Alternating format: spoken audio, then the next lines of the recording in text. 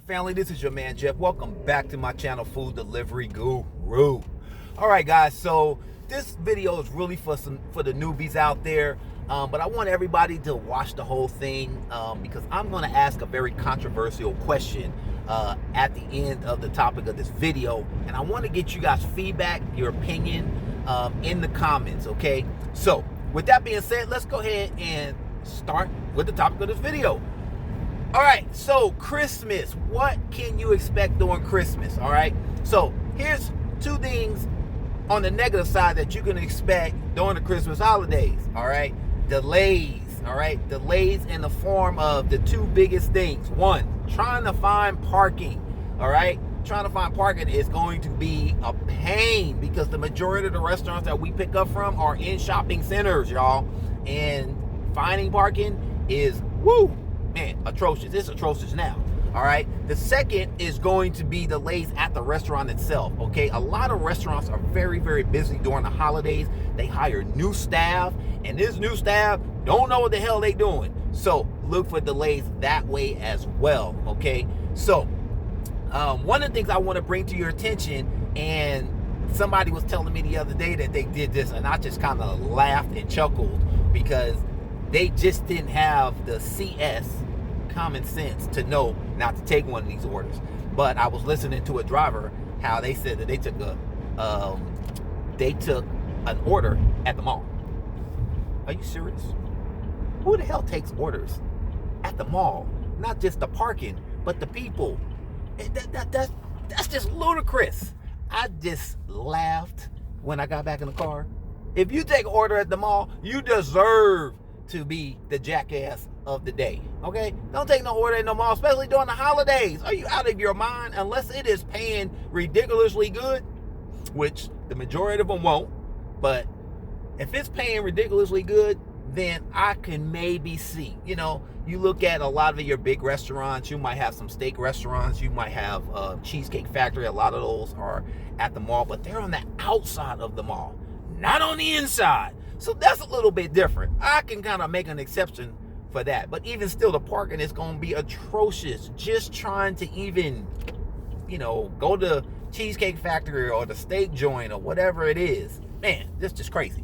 Anyway, just look out for those two of the biggest delays that you are going to have during the Christmas holidays. Now, my experience as far as how customers tip, most customers are kind of frugal and kind of cheap during the holidays or up until Christmas because they are watching their money. Okay, they've already got guests and they done remodels and everything under the sun. Family come in, buying gifts for the kids, all this different stuff. So they not going to tip as well as you think they are going to tip. Here's the two best tipping days that I know for a fact because I've worked a Christmas Eve and I've worked a Christmas. Christmas Eve for me was a killer. Okay, Christmas Eve is a killer for tips because it's Christmas Eve. They in the spirit, they are going to tip. So if you have the privilege of working for Christmas Eve, look for some really, really good tips. Now, we ain't talking about taking no Jack in the Box orders and all that kind of stuff. We talking about actual restaurants that are open. Okay, so those are the ones you want to look for. McDonald's and all that stuff, that's just your average order. You want to look for your main restaurant orders. Those are the ones that are going to tip good, and those are the ones that you want to take on Christmas Eve. As far as Christmas, a lot of things are going to be closed. I don't know about this year because of COVID. You might have a lot of restaurants that may be open for this Christmas holiday. So, I would just check with your local restaurants, those big ones, to see if they are going to be open so that is it going to be worth your while to maybe work Christmas and maybe catch some big tips on Christmas.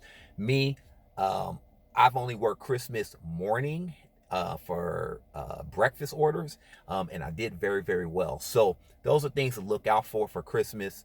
Also, all right, so you want to be mindful of the orders that you are taking. Watch out for those double orders, because just understand everything that I told you about looking for parking and all that.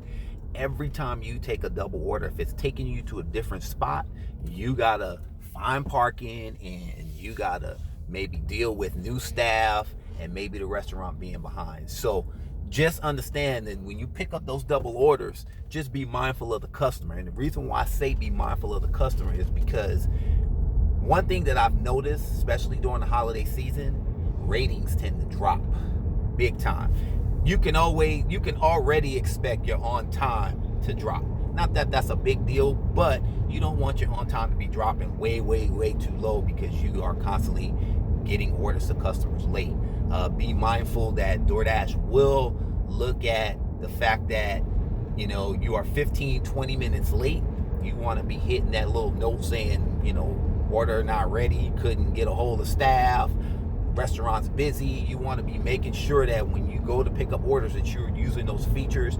And be mindful, make sure you are communicating with the customer via text. DoorDash can see all this stuff, so they know what's going on, and they can tell if you are contacting the customer and talking to the customer and things like that. Okay, so now for me, I always pick up double orders, and here's the reason why I'm always picking up double orders and using multiple platforms at the same time. Is because I have a little heater or warmer that's called a Hot Logic. Okay, now when I first did my video, probably last year or so, when I did my first video on it, I was purchasing the one with the cigarette lighter, okay, adapter. You do not want to purchase the one with the cigarette lighter adapter because there is no off and on button on this thing, and when you don't want to use it, you're going to have to pull it out of the cigarette lighter, and that wear and tear is eventually going to cause it to break.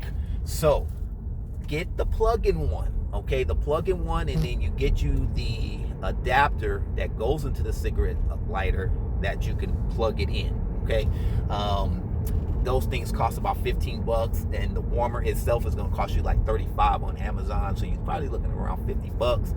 But here's the deal: that is an investment for what you do, whether you're full-time or part-time. It is a great investment because you will be able to make more money, and you will be able to keep customers a lot more happier bringing them warm, hot food. Okay, now the way my gig is set up, and I don't have it to really show you guys right now because actually I'm in a new car, so I don't know if anybody's actually noticed that the layout is a little bit different. But I took my DoorDash bonus and I actually purchased a second vehicle, which is a Chevy Bolt, the Bolt, the full EV. All right, and yes, I do still have my Chevy Volt, the Volt. But my Volt is getting a lot of miles on it, and I wanted to make sure I had a second vehicle because this is what I do for a living and all this stuff. So it's a write-off anyway, because it is for my business. So anyway, I don't have it, but the way I have the setup is I have the warmer in one of my Grubhub bags, and then usually when I pick up food, I put it in a DoorDash bag or another type of bag, and I sit that bag on top of the warmer inside of the Grubhub bag. So it's double insulated, and I got that heat going, and I've never ever had an issue. That's why I keep my ratings way up there, y'all. Okay, so that's just a little suggestion. The Hot Logics, you can find them on Amazon, is where I got mine from, but they have them for QVC and Home Shopping Network and all those other places. Just Google Hot Logic and it'll come up. Okay, now let's go ahead and get into this question. All right, y'all ready? What's the big hot topic right now in mainstream fake media? All right, what's the big mainstream hot topic? I'm gonna ask y'all straight out. Nobody's probably gonna ask you guys, but I am curious to get you guys feedback. How many of you are going to take this COVID-19 vaccination? Okay, now I'm gonna tell you right off the back, I'm not taking it. I'm not a vaccination type guy. I've educated myself enough on how vaccinations are made, what's in them, from dead baby fetus tissue to all kinds of stuff that goes on.